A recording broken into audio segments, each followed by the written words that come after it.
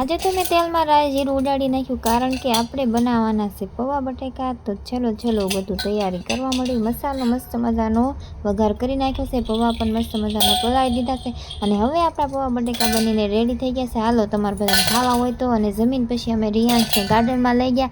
એ કે હાલો કેદુના ગયા નથી ગૌતમ કે અમે જો ગાર્ડનમાં આવ્યા હતા એ રિયાન્સ બે બોલેથી રમવા માંડ્યા છે।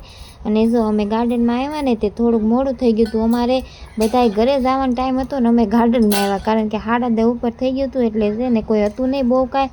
પછી રિયાન્સભાઈ થાકી ગયા એટલે હેઠે બેસી ગયા છે અને પછી અમે જો ઘરે આવ્યા ને ઘરે આવીને તરત જ તે તરબૂચ લેતા આવ્યા હતા અને આવીને તરત હું ને રિયાન્સ બે તરબૂચ ખાવા બેસી ગયા છે એવી। અને ઉનાળામાં આવું બધું તે ભાવે અને તરબૂચ તો ખાઈ લીધું પણ આવડા હજી ડ્રેસ જ હંકેલી છે કારણ કે એની રાતની ડ્યુટી બાકી હતી, ડ્રેસ દેવાના હતા ને તે રાતે 12 વાગ્યા તોય આવડા હોતા નથી, ડ્રેસ હંકેલે છે। તો સારું હાલો, તમને બધા બ્લોગ ગમ્યો હોય તો લાઈક શેર સબસ્ક્રાઈબ કરતા જાજો। અને અમારા રિયાન્સભાઈ તો જો હુઈ ગયા છે કારણ કે 12 વાગ્યા એટલે હુઈ જાય ને, તો સારું હાલો।